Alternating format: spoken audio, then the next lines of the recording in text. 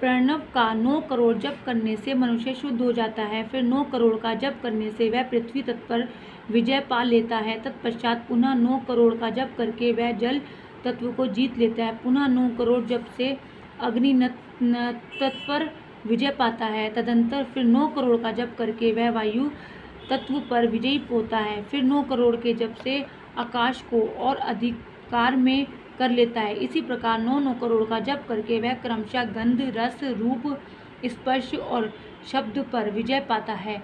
इसके बाद फिर 9 करोड़ का जप करके अहंकारों को भी जीत लेता है। इस तरह 108 करोड़ प्रणव का जप करके उत्कृष्ट बोध को प्राप्त हुआ पुरुष शुद्ध योग का लाभ करता है। शुद्ध योग से युक्त होने पर वह जीवन मृत्यु मुक्त हो जाता है, इसमें संशय नहीं है। सदा प्रणव का जप और प्रणव रूपी शिव का ध्यान करते करते समाधि में स्थित हुआ महायोगी पुरुष साक्षात शिव ही है, इसमें संशय नहीं है। पहले अपने शरीर में प्रणव के ऋषि, छंद और देवता आदि का न्यास करके फिर जप आरंभ करना चाहिए।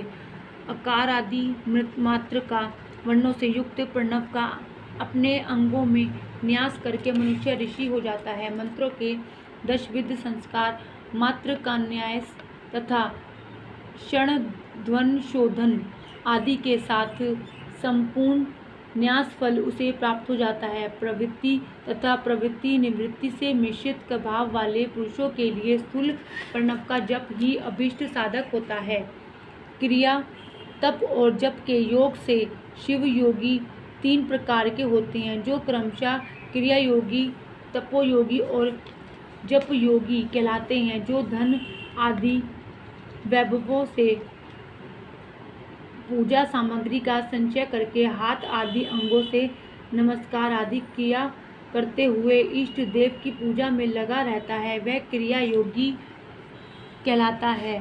पूजा में संलग्न रहकर जो परिमित भोजन करता, ब्रह्म इंद्रियों को जीतकर वश में किए रहता और मन को भी वश में करके पर द्रोह आदि से दूर रहता है, वह तपोयोगी कहलाता है। इन सभी सद्गुणों से युक्त होकर जो सदा शुद्ध भाव से रहता तथा समस्त काम आदि दोषों से रहित हो शांत चित्त से निरंतर जप किया करता है, उसे महात्मा पुरुष जप योगी मानते हैं। जो मनुष्य 16 प्रकार के उपचारों से शिव योगी महात्माओं की पूजा करता है, वह शुद्ध होकर सालोक्य आदि के क्रम से उत्तरोत्तर उत्कृष्ट मुक्ति को प्राप्त कर लेता है। द्विजों, अब मैं जप योग का वर्णन करता हूँ। तुम सब लोग ध्यान देकर सुनो। तपस्या करने वाले के लिए जप का उपदेश किया गया है, क्योंकि वह जप करते करते अपने आप को सर्वथा शुद्ध कर लेता है। ब्राह्मणों, पहले नमः पद हो, इसके बाद चतुर्थी विभक्ति में शिव शब्द हो तो पंचतत्वात्मक नमः शिवाय मंत्र होता है। इसे शिव पंचाक्षर कहते हैं। वह स्थूल प्रण स्वरूप है। इस पंचाक्षर के जप से ही मनुष्य संपूर्ण सिद्धियों को प्राप्त कर लेता है। पंचाक्षर मंत्र के आदि में ओंकार लगाकर ही सदा उसका जप करना चाहिए। जो गुरु के मुख से पंचाक्षर मंत्र का उपदेश पाकर जहाँ सुख पूर्वक निवास किया जा सके, ऐसी उत्तम भूमि पर महीने के पूर्व पक्ष आरंभ करके कृष्ण पक्ष की चतुर्थी दशी तक निरंतर जप करता रहे। माघ और भादों के महीने अथवा विशिष्ट महत्व रखते हैं। यह समय सब समयों से उत्तमोत्तम माना गया है। साधक को चाहिए कि वह प्रतिदिन एक बार परिमित भोजन करे, मौन रहे, इंद्रियों को वश में रखे, अपने स्वामी एवं माता पिता की नित्य सेवा करे। इस नियम से रहकर जप करने वाला पुरुष 1 सहस्त्र जप से ही शुद्ध हो जाता है, अन्यथा वह ऋणी होता है। भगवान शिव का निरंतर चिंतन करते हुए पंचाक्षर मंत्र का 5 लाख जप करे। जप काल में इस प्रकार ध्यान करे, कल्याण दाता भगवान शिव कमल के आसन पर विराजमान है। उनका मस्तक श्री गंगा जी तथा चंद्रमा की कला से सुशोभित है। उनकी बाईं जांघ पर आदिशक्ति भगवती उमा बैठी हैं। वहाँ खड़े हुए बड़े बड़े गण भगवान शिव की शोभा बढ़ा रहे हैं।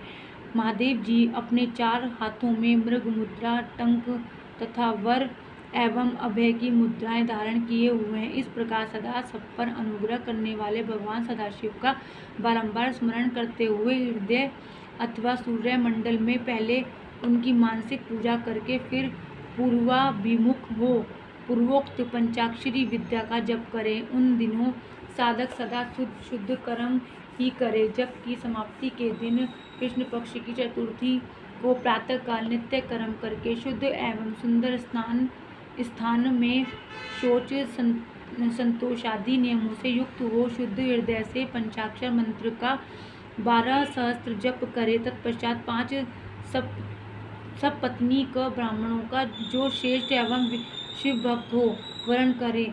इनके अतिरिक्त एक श्रेष्ठ आचार्य प्रवर का भी वर्ण करें और उसे सांब सदाशिव का स्वरूप समझे। ईशान, तत्पुरुष, अघोर, वामदेव तथा सद्योजात इन पांचों के प्रतीक स्वरूप 5 ही श्रेष्ठ और शिव भक्त ब्राह्मणों का वर्णन करने के पश्चात पूजन सामग्री को एकत्र करके भगवान शिव का पूजन प्रारंभ करे। विधि पूर्वक शिव की पूजा संपन्न करके होम आरंभ करे।